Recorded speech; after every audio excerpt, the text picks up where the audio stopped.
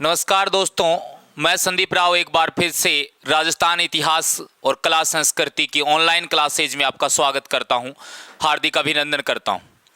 हम राजस्थान इतिहास के अंदर राजस्थान के प्रमुख क्रांतिकारी पढ़ रहे थे और पिछली क्लास में प्रमुख क्रांतिकारियों में हमने एक क्रांतिकारी की चर्चा की थी जिसका नाम है अर्जुन लाल सेठी। उसी क्रम को आज आगे बढ़ाते हुए राजस्थान के और जो बचे हुए क्रांतिकारी हैं उनके बारे में आज इस क्लास में चर्चा करेंगे।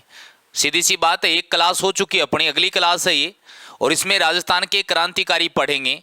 और आज हम जिस क्रांतिकारी की बात करने वाले हैं उसका नाम है केसरी सिंह बारठ। उसका नाम है केसरी सिंह बारठ के बारे में अपन बात करेंगे। केसरी सिंह बारठ का अगर जिक्र किया जाए, इस केसरी सिंह बारठ के अगर बारे में अपन बात करें तो रास बिहारी बोस ने इस केसरी सिंह बारठ के बारे में कहा था कि देश के एकमात्र ठाकुर केसरी सिंह बारठ हैं जिसने भारत मां की दास्तां की बेड़ियों को काटने के लिए अपने संपूर्ण परिवार को न्यौछावर कर दिया था। वो एकमात्र ठाकुर कौन है? केसरी सिंह बारठ है। ऐसा किसने कहा? रास बिहारी बोस ने कहा। तो मैंने बताया कि केसरी सिंह बारठ के लिए रास बिहारी बोस ने क्या कहा था। एकमात्र ठाकुर है केसरी सिंह बारठ जिसने भारत मां की दास्तां की बेड़ियों को काटने के लिए अपने पूरे के पूरे परिवार को न्यौछावर कर दिया था। उसी केसरी सिंह बारठ की बात करेंगे।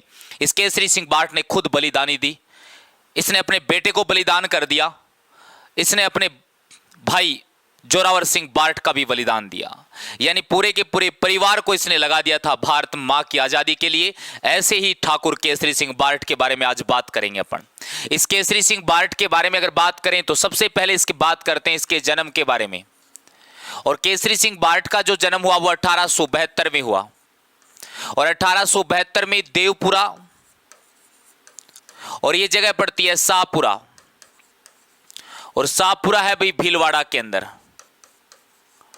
मैंने बताया कि इसका जन्म 1872 में देवपुरा, शाहपुरा, भीलवाड़ा में हुआ। जब भी शाहपुरा भीलवाड़ा का जिक्र आए तो एक बात याद रख लेना, यहां रामसनेही संप्रदाय की प्रधान पीठ है और रामसनेही संप्रदाय के मेले को फुलडोल महोत्सव कहते हैं। तो स्वाभाविक है फुलडोल महोत्सव कहां का प्रसिद्ध है? वो शाहपुरा भीलवाड़ा का ही फुलडोल महोत्सव प्रसिद्ध है। और ये कौन से मेले, संप्रदाय के मेले को कहते हैं? रामसनेही संप्रदाय।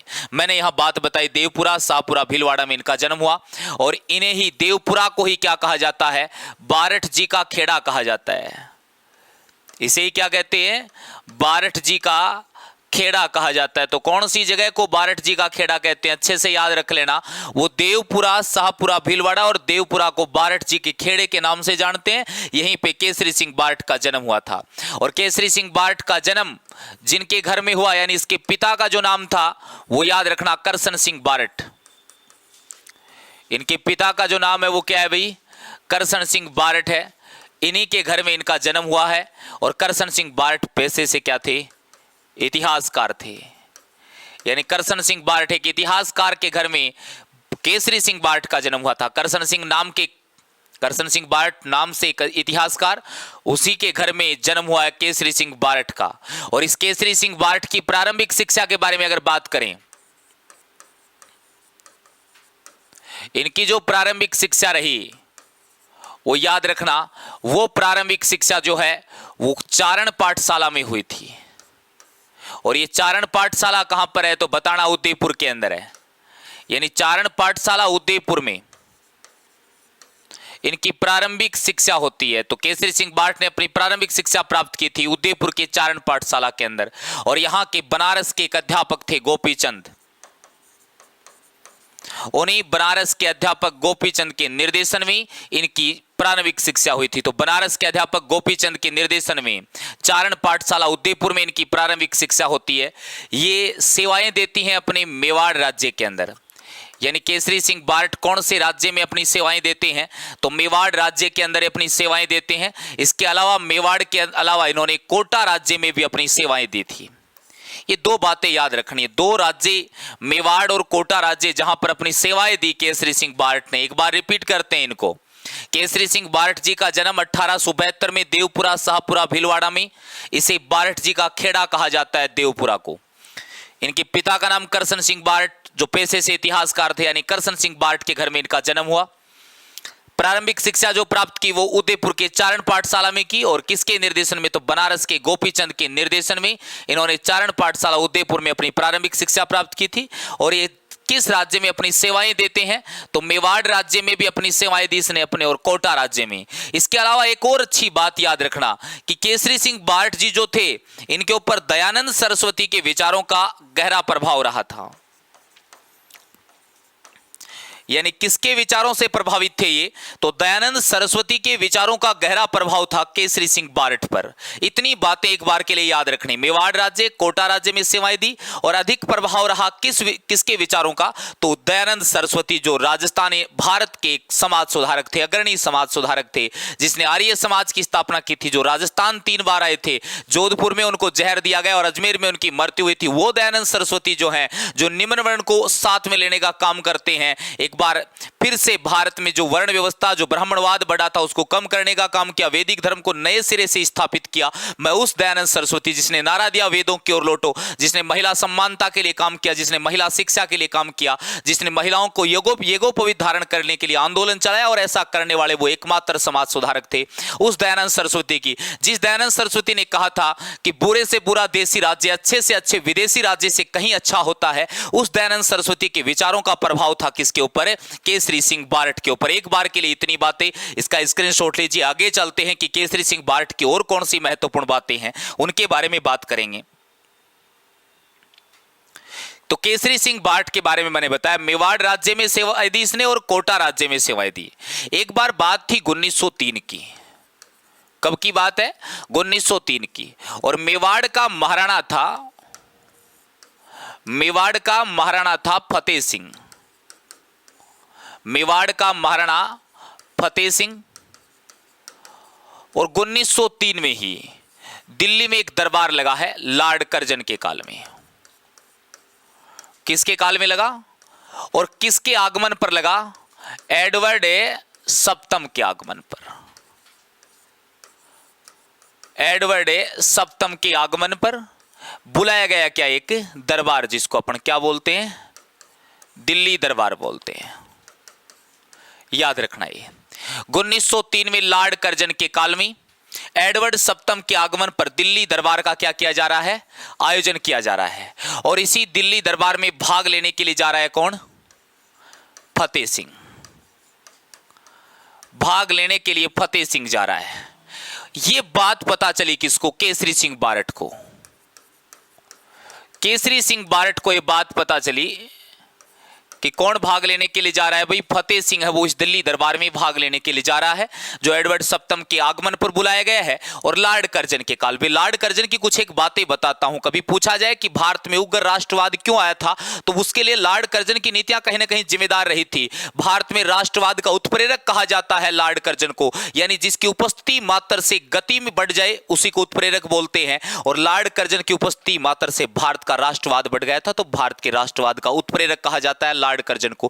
ब्रिटिश साम्राज्यवाद का उच्च बिंदु कहा जाता है, यानी ब्रिटिश साम्राज्यवाद की शुरुआत हुई और वो जहां टॉप पे गया वहां से ढलना शुरू हो गया। किसके काल से, लॉर्ड कर्जन के काल से। तो लॉर्ड कर्जन के काल को ब्रिटिश साम्राज्यवाद का उच्च बिंदु कहा जाता है। उसी लॉर्ड कर्जन के काल में दिल्ली दरबार बुलाया जा रहा है और मेवाड़ का महाराणा है फतेह सिंह, वो इस दिल्ली दरबार में भाग लेने के लिए जा रहा है। ये बात पता चली केसरी सिंह बार्ट को, और केसरी सिंह बार्ट ने 13 सोरठे लिखे। इस केसरी सिंह बार्ट ने कितने सोरठे लिखे, 13 सोरठे लिखे। और ये 13 सोरठे दिए किसको, गोपाल सिंह खरवा को।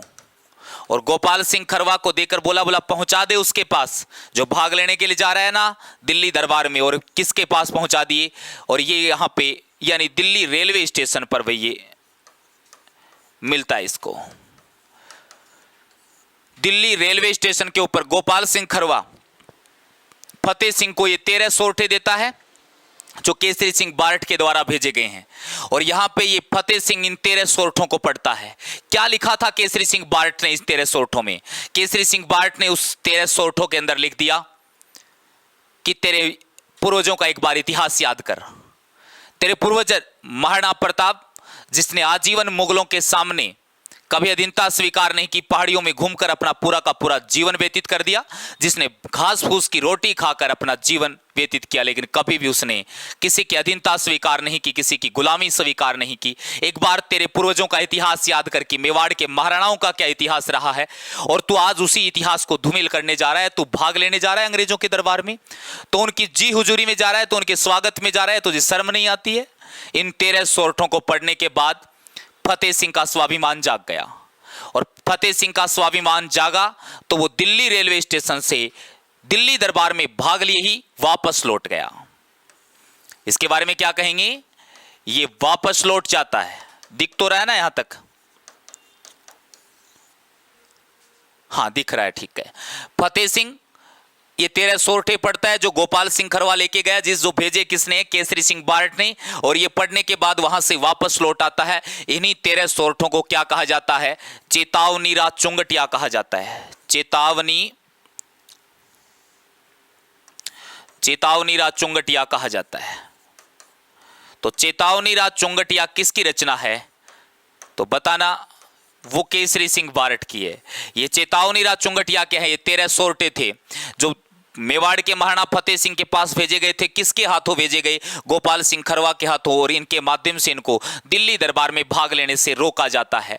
तो किस प्रकार से केसरी सिंह बारट ने मेवाड़ के महाराणा फतेह सिंह को दिल्ली दरबार में भाग लेने से रोका था? इसके बाद भी एक बार 1911 के अंदर दिल्ली दरबार का आयोजन करवाया जा रहा था, और इसमें भी मेवाड़ का महाराणा भाग लेने के लिए जा रहा था, लेकिन उनकी मुलाकात हुई किससे? केसरी सिंह बारट से, और वो 1911 के दिल्ली दरबार में भी भाग लिए बिना वापस लौट के आते हैं। ये दो बातें मैंने बताई कि किस प्रकार से दिल्ली दरबार में भाग लेने से रोका जाता है केसरी सिंह बारट के द्वारा मेवाड़ के महाराणा फतेह सिंह को। एक बार फिर से रिपीट कर रहा हूं, बात 1903 की थी। लॉर्ड कर्जन के काल में एडवर्ड सप्तम के आगमन पर दिल्ली दरबार का आयोजन करवाया गया। इस दिल्ली दरबार में भाग लेने के लिए कौन जा रहा है? मेवाड़ का महाराणा फतेह सिंह जा रहा है। पता चला किसको? केसरी सिंह बारट को। केसरी सिंह बारट ने 13 सोरठे लिखे, जिसको अपन क्या कहते हैं? चेतावनी रा चुंगटिया कहते हैं। ये चेतावनी रा चुंगटिया 13 सोरठे गोपाल सिंह खरवा के हाथों किसके पास भेजे गए? ये फतेह सिंह के पास। फतेह सिंह ने इन 13 सोरठों को पढ़ा, और पढ़कर क्या किया? इनके पूर्वजों का इतिहास इसमें लिखा हुआ था, और इसका स्वाभिमान जाग गया फतेह सिंह का, और ये बिना दिल्ली दरबार में भाग लिए वापस लौट जाता है। साथ ही याद रखना, एक बार 1911 में भी ऐसा घटनाक्रम हुआ कि मेवाड़ का महाराणा जा रहा था, लेकिन वहां केसरी सिंह बारट को देखकर वापस लौट आता है, उसका स्वाभिमान जाग आता है। दोनों घटनाएं याद रखनी है, किस प्रकार से केसरी सिंह बारट दिल्ली दरबार में भाग लेने से इनको रोकता है। इसके बाद आगे बात करें, एक बार इसका स्क्रीनशॉट लीजिए। आगे और क्या केसरी सिंह बारट की महत्वपूर्ण बातें हैं?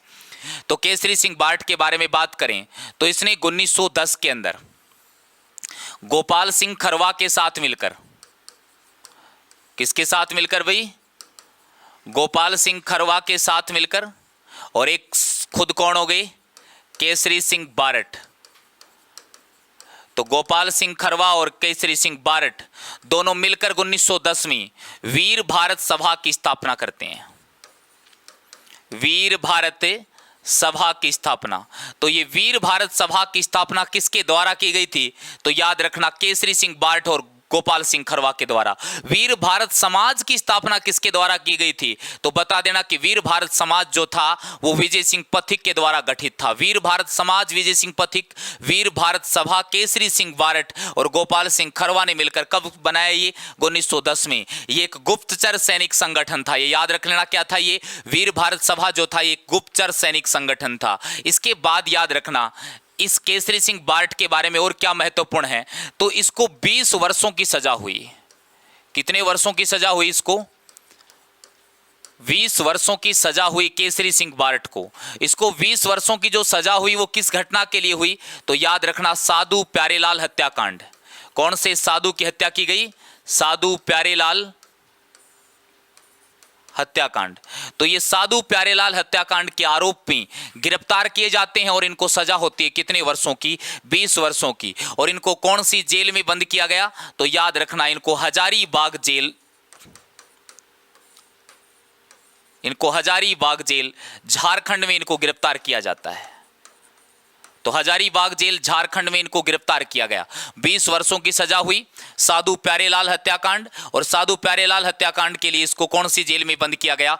हजारीबाग जेल में। मैंने कल भी बताया था, जब अर्जुन लाल सेठी को वेलूर जेल में बंद किया गया था, यहां केसरी सिंह बार्ट को कौन सी जेल में बंद किया जाता है? तो हजारीबाग जेल में बंद किया गया। एक तरफ क्रांतिकारी देगा, एक तरफ जेल देगा, सुमेलित करवाएगा उनको। याद रखना, कौन से क्रांतिकारी को, कौन से हत्याकांड के आरोप में, उसको कौन से जो अर्जुन लाल सेठी था, उन्हें निमेज हत्याकांड भी बोलते हैं या उसको आरा हत्याकांड भी बोलते हैं, उसको गिरफ्तार किया गया। इसको कौन से हत्याकांड में गिरफ्तार किया गया? साधु प्यारेलाल हत्याकांड में, और हजारीबाग जेल में बंद किया गया। जब ये हजारीबाग जेल में बंद थे ना, तभी इनको इनके पुत्र प्रताप सिंह बारट की मृत्यु का समाचार मिलता है।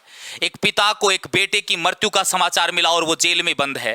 केसरी सिंह बारट को जब इसके बेटे प्रताप सिंह बारट की मृत्यु का समाचार मिला तो इसके शब्द थे, मुझे खुशी है कि भारत मां का पुत्र उसकी मुक्ति के लिए शहीद हो गया।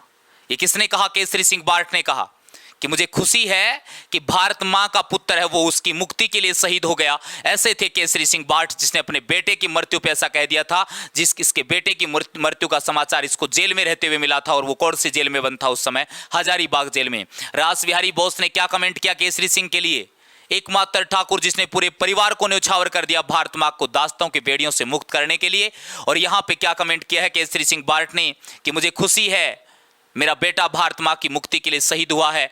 याद रखना, ये जो केसरी सिंह बार्ट है ये हजारीबाग जेल में, और प्रताप सिंह बार्ट की हुई है मृत्यु। इतनी बात याद रखना।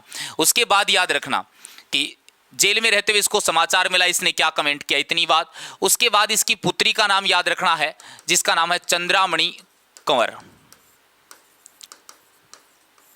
केसरी सिंह बार्ट की पुत्री का क्या नाम है? तो वो है चंद्रामणि कंवर, इसकी पुत्री का नाम था। इसके बाद और क्या बात याद रखें इस केसरी सिंह बार्ट के लिए? तो केसरी सिंह बार्ट के बारे में याद रखना कि केसरी सिंह बार्ट की जो प्रमुख रचना है, केसरी सिंह बार्ट की प्रमुख रचना है, उनमें से एक है रूठी रानी। केसरी सिंह बार्ट की प्रमुख रचना कौन सी है? रूठी रानी। इसके बाद एक है प्रताप चरित्र, एक है दुर्गादास चरित्र, और एक है राज सिंह चरित्र।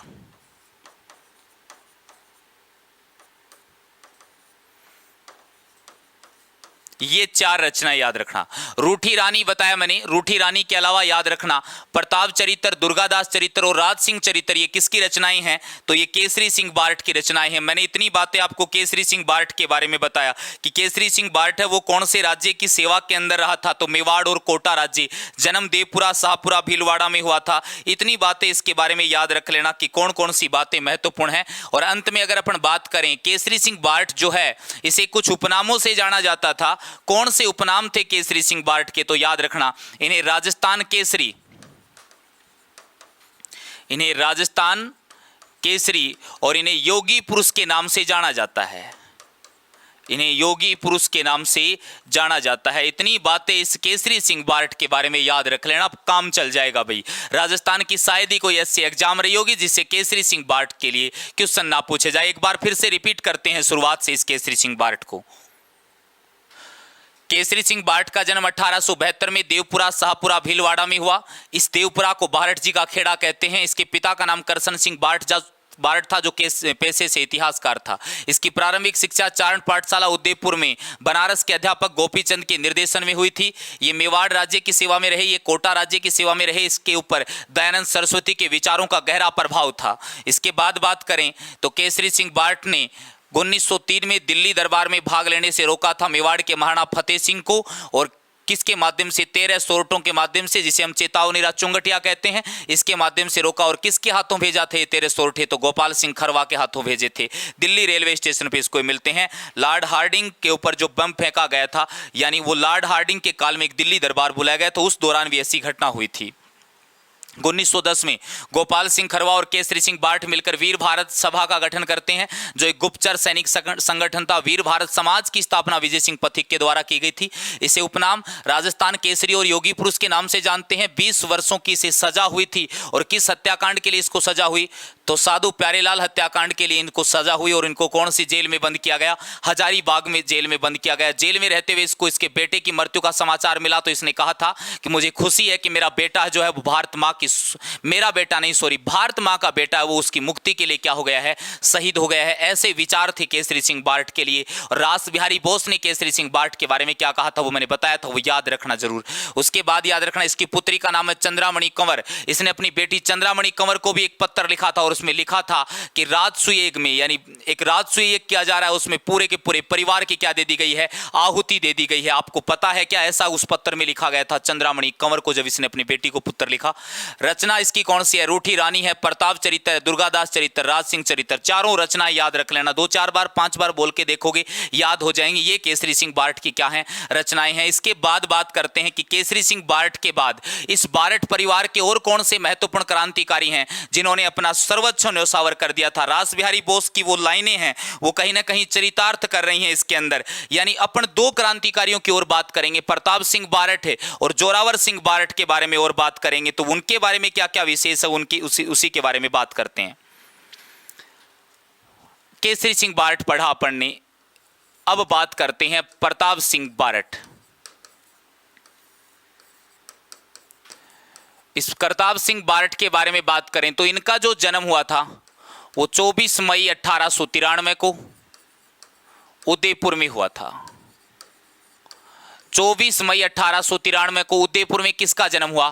प्रताप सिंह बारठ का। ये केसरी सिंह बारठ के बेटे थे। केसरी सिंह बारठ के पुत्र। साथ ही याद रखना है जोरावर सिंह बारठ के भतीजे थे। जोरावर सिंह बारठ के भतीजे थे। दोनों बात याद रखनी है, ये केसरी सिंह बारठ के पुत्र हैं और जोरावर सिंह बारठ के क्या हैं, ये भतीजे हैं। प्रताप सिंह बारठ हैं, ये राजस्थान के सबसे कम उम्र के क्रांतिकारी हैं। कम उम्र के क्रांतिकारी, यानी राजस्थान में सबसे कम उम्र के जो क्रांतिकारी हैं उनका नाम है प्रताप सिंह बारठ। तो प्रताप सिंह बारठ सबसे कम उम्र के क्रांतिकारी, 24 मई 1893 को उदयपुर में जन्म, केसरी सिंह बारठ के बेटे हैं और जोरावर सिंह बारठ के भतीजे हैं। और इन्हें बनारस षड्यंत्र केस के तहत, कौन से केस में?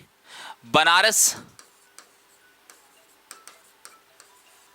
षड्यंत्र केस। और बनारस षड्यंत्र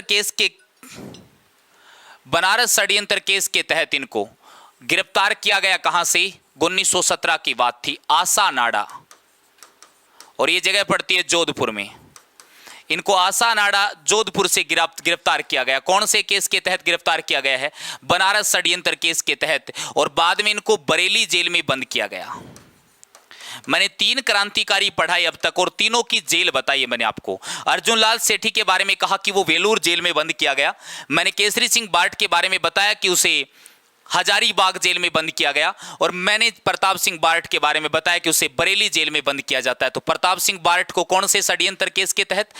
1917 के अंदर 1917 में बनारस षड्यंत्र केस के तहत इनको आसानाडा जोधपुर से गिरफ्तार। ये बात इंपॉर्टेंट है, यानी बनारस षड्यंत्र केस के तहत इनको गिरफ्तार किया गया, लेकिन कहां से किया गया? तो आसानाडा जोधपुर से किया गया। और कौन सी जेल में बंद किया गया? बरेली जेल में। और बरेली जेल में रहते हुए कविसलैंड ने इनको अनेक प्रकार की यातनाएं दी। कविसलैंड ने इनको अनेक प्रकार की यातनाएं दी थी। कविसलैंड ने इनको जो यातनाएं दी बरेली जेल में, तो इनको कहा गया कि आपकी मां है वो घर पर रो रही है, प्रताप सिंह बारठ का दिल पसीज जाए, इसके लिए उसको कहा गया कि आपकी मां है वो घर पर रो रही है। प्रताप सिंह बारठ ने कहा था, मैं मेरी मां को हंसाने के लिए, मैं मेरी एक मां को हंसाने के लिए मेरी हजारों माओं को नहीं रुला सकता। ऐसे विचार थे प्रताप सिंह बारठ को। मैंने 3 कोटेशन बताए अब तक। रास बिहारी बोस ने इस बारठ परिवार के बारे में क्या कहा था? केसरी सिंह बारठ को जब पता चला कि तेरे बेटे की मृत्यु हुई है जेल में रहते हुए, तब केसरी सिंह बारठ ने क्या कहा? और प्रताप सिंह बारठ को जब कहा गया कि तेरी मां घर पर रो रही है, तब प्रताप सिंह बारठ ने उसको जवाब दिया था, मैं मेरी एक मां को हंसाने के लिए मेरी हजारों माओं को नहीं रुला सकता। ऐसे विचार थे इस प्रताप सिंह बारठ के। और प्रताप सिंह बारठ की जो मृत्यु है वो 1918 में हुई थी। यानी 1918 में प्रताप सिंह बारठ की मृत्यु हो जाती है। जेल में यातनाएं देने की वजह से किसकी मृत्यु हो गई? प्रताप सिंह बारठ की। इतनी बातें इस प्रताप सिंह बारठ के बारे में याद रखना। 24 मई 1893 को उदयपुर में प्रताप सिंह बारठ का जन्म। केसरी सिंह बार्ट का बेटा है, जोरावर सिंह बार्ट का भतीजा है, सबसे कम उम्र का क्रांतिकारी है राजस्थान का।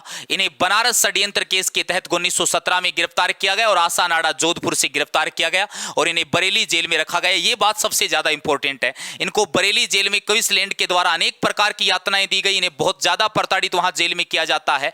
इनसे कहा गया कि जब तेरी मार हो रही है तो इसने क्या जवाब दिया वो जरूर याद रखना। और जेल में इनकी कब मृत्यु हो जाती है? 1918 में इनकी मृत्यु हो जाती है। 93 में जन्म और 18 में इसकी मृत्यु, यानी मात्र 25 वर्ष की आयु में ये देश के काम आ गए थे प्रताप सिंह बार्ट। प्रताप सिंह बार्ट हार्डिंग बम कांड में भी शामिल थे। इस प्रताप सिंह बार्ट की जो शिक्षा इन्होंने जो शिक्षा प्राप्त की थी वो कहां से प्राप्त की थी? तो बताना, जैन वर्धन पाठशाला। कौन सी जगह से इन्होंने शिक्षा प्राप्त की थी? तो जैन वर्धन, जो अर्जुन लाल सेठी के द्वारा स्थापित थी। कल बताया भी था मैंने उसमें भी कि जैन वर्धन पाठशाला में कौन से क्रांतिकारी शिक्षा प्राप्त करते हैं? तो जोरावर सिंह बार्ट और जो प्रताप सिंह बार्ट है, ये दोनों के दोनों वहीं से शिक्षा प्राप्त करते हैं। चलो आगे बात करते हैं। एक प्रताप सिंह बार्ट के बारे में बात कर ली, अब बात करेंगे किसके बारे में? जोरावर सिंह बार्ट के बारे में। इसके बारे में स्क्रीनशॉट लीजिए और फिर इसके बाद आगे चर्चा करते हैं कि और कौन सी महत्वपूर्ण बातें हैं। मैंने दो बार्ट क्रांतिकारियों के बारे में बताया, केसरी सिंह बार्ट और एक प्रताप सिंह बार्ट। इसके बाद आगे बात करते हैं कि और कौन सी बातें महत्वपूर्ण हैं इसके लिए। एक और देख लेते हैं। प्रताप सिंह के बाद एक है जोरावर सिंह बार्ट। जोरावर सिंह बार्ट और जोरावर सिंह बार्ट के बारे में बताऊं तो इनका जो जन्म हुआ वो 1883 के अंदर उदयपुर में हुआ था। यानी इनका जन्म 1883 में कहां पर हुआ था? उदयपुर में। हालांकि इनका जो मूल गांव था वो वही था जो केसरी सिंह का है। तो वो देवपुरा, शाहपुरा, भीलवाड़ा, यानी देवपुरा, शाहपुरा, भीलवाड़ा इनका मूल गांव है। लेकिन इनका जन्म 1883 के अंदर कहां पर हुआ है? उदयपुर के अंदर हुआ है। इसके अलावा ये जोरावर सिंह बार्ट के बारे में बात करें तो ये केसरी सिंह बार्ट के भाई थे।